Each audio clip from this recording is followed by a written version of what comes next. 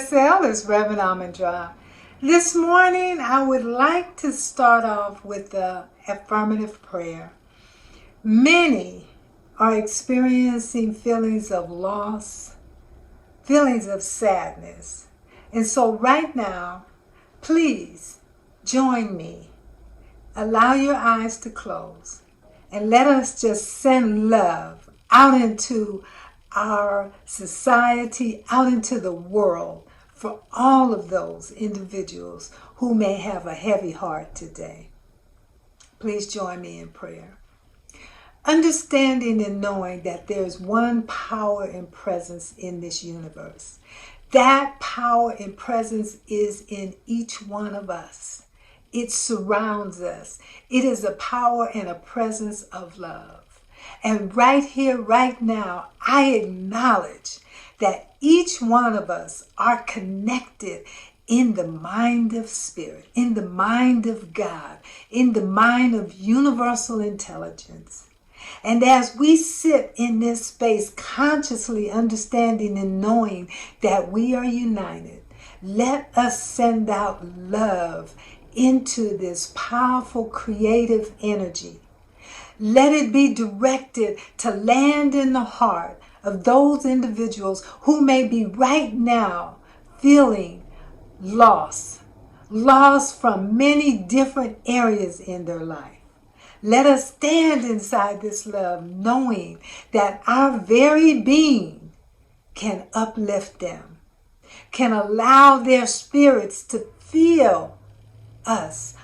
Although we may not know them, we understand who they are. They are us. And right here, right now, we stand together in love and light. I'm so grateful that we could come together this morning and unite our energy and send it out collectively into the consciousness of man. Understanding and knowing that it is all inside of the mind of God. And right here, right now, I ask you to anchor these words with me by either audibly or inaudibly just acknowledging we are love. Let us anchor this prayer by simply saying, and so it is. Thank you. This morning, I am talking about expecting a great, bountiful harvest. Many years ago, I remember, I was talking to a coworker, and I was telling her about some adventure I was getting ready to go on or something I was getting ready to do. And I was just confident that I was going to do it. It was going to go this way, and I knew what the outcome was going to be. And after I finished explaining to her with enthusiasm, she just looked at me and she said, "Wow, you live a charmed life." And I didn't really understand what she meant until later she explained to me that you don't live an ordinary life. You live this life that's just magical, that's just huge.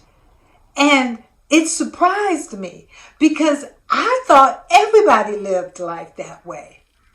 I had the fortune to have two parents who lived that way, who believed that whatever it was you desired to have, you could have it. Just hold it in your mind, believe in God, and then move forward. And move forward in the face of no agreements. Both of my parents reached their dreams in life, and they did it without the world agreeing with them, simply because they held that consciously in their thought. So I thought everybody did that. It wasn't until I got into science of mind and started studying that I realized that I have been using a law, the law of good. And that this is a powerful law that is around us all the time, at work all the time. And that we are always planting seeds inside of this creative medium. Now, when I figured that out and realized that it was an actual law that I was using, I was so amazed. And I wanted to know, so how come everybody just doesn't do this? Why do some people think that there's good and there's bad and that the bad is always coming after them? What I started to understand is that there is just one law, and that law is good. And that good is what we use. And it's our perception that causes that good to possibly look like it's not good. Ernest Holmes puts it this way: life is an adventure in which we never know what is going to happen just around the turn in the road. All too often today is filled with regrets over the past. If we could convince ourselves that the limitations of the past need not be carried into the future, what a happy outlook we would have. What we did yesterday set the law of life in motion to create what we are doing today. And what we're doing today sets that same law into motion to create what will happen to us tomorrow. What we did yesterday carries over into today only because we give it our consent to do so. What we are thinking and doing today can create the kind of tomorrow that we wish to experience if we will change our outlook on this life. So we have the ability to have the present and the future of what we wish when we consciously create them. When we look out into the future, we can expect it to be great because we planted the seeds of that greatness today. Ernest Holmes goes on to say this: we cannot go back over the past and relive it. We cannot make adjustments to the past. We have to make the adjustments right here in the present. We have to stop creating our future from our past. Before we can stand firmly in alignment with the law, we first have to disconnect ourselves from what we perceive to be past failures, disappointments, resentments. We can't just use affirmations or use our will to change our personality. We have to tie ourselves directly to the mind of God. Take ourselves back to the acknowledgement that there is a law of good and we have complete confidence in it. If we disconnect ourselves from the past and we find ourselves firmly rooted in God today, in love, in hope, and joyful expectation, and then gratefully acknowledgement that we learn to harmonize with everything that transpires today. If we do that, tomorrow will blossom like a flower in our experiences. So, one powerful way to reconcile our past is to look at the blessings that were contained inside of those circumstances, those experiences that we thought might have been bad or that we labeled hurtful, painful. Now, I'm not saying that events from the past don't impact us and that we don't feel pain, but I'm saying that inside of that experience, there are blessings. I know that all of us have at one time or another had a major experience that upset us, that didn't sit right with us, that caused us pain or anguish. And that As we got further down the road and we looked back, we realized that there was a major blessing inside of that we benefited from that experience, even though we had labeled it painful, hurtful, bad. What I am saying is that we can do that all the time with all of our experiences. And if we do that with those experiences or that pain that we are holding on to from the past, if we do it there, what happens is that we disconnect ourselves from that powerful negative energy, and it just dissolves. And what is left are the blessings. And we can take those blessings and use them as seeds and plant them today so that we can begin to have a bountiful harvest in the future, and know that we're going to have a bountiful harvest because we're planting the seeds today. Now, we have to do that with our mind, because the seeds that we plant are actually our thoughts. And if you look at our mind like a garden, where it has all these different plants growing, their thoughts, all these different thoughts there.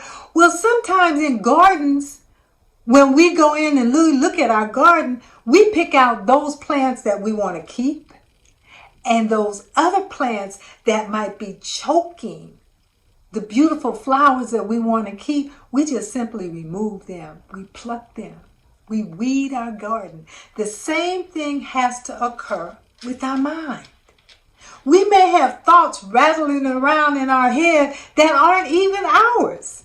We might have adopted them from somebody else at a very, very early age.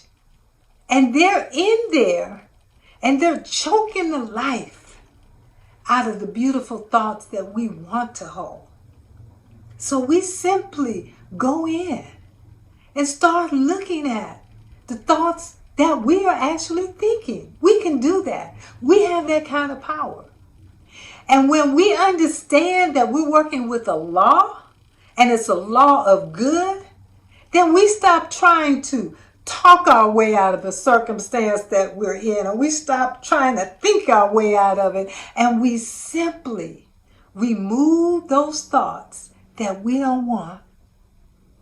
We go in and we look at the blessings that are sitting right there at our feet that we didn't even recognize. And we begin to cultivate a whole new garden, a whole new frame of thinking, a whole new world of thoughts.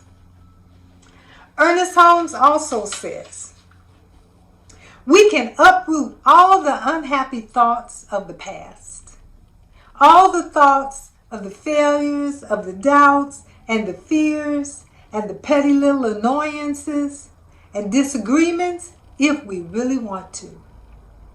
And we can create our own future today just by carefully guarding our thoughts.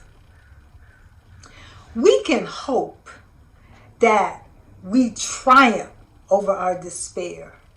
But when we have faith in the law of good, we no longer have fear of the past.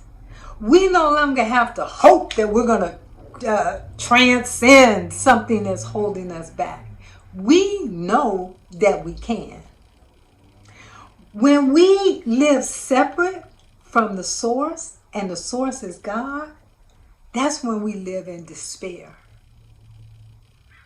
That's when our garden is overrun with weeds. We have the ability to always have a bountiful harvest because we are always in there weeding and planting new thoughts and taking out ones that we don't want to have. When we do everything that we can do, the law works there for us because it's working anyway. So if we are conscious that it's working, then we can consciously put what we want to have come out of our garden, what we want to have as a bountiful harvest Now, I know a lot of us are saying, well, how do you do that? Well, one of the ways we do that is that you just align with whatever is happening right now. You don't have to like it. You don't even have to engage with it. But you watch it from a place of neutrality. And as you're watching it, you understand that inside of there are blessings. And then you begin to look for the blessings. And you begin to pick the blessings out. And as you pick the blessings out, you plant those seeds today. Because they're going to come up tomorrow and be a bountiful harvest for all of us. We are living in very challenging times. We're living in a normal we're not familiar with. But all we have to do is be in alignment with that law of good. Understand and know that there's a power and presence for good at work. It is. And that we have the opportunity to be engaged with that law consciously, creating the goodness of what's going to be harvested in our future. So as we move into the last half of the year, let us move into it understanding and knowing that we are planting seeds today that we are going to harvest tomorrow. And then we ask ourselves the question, what exactly do I want to harvest tomorrow? And I guarantee you, you can have a bountiful harvest tomorrow. I add a blessing to you and a blessing to these words. Have a great week.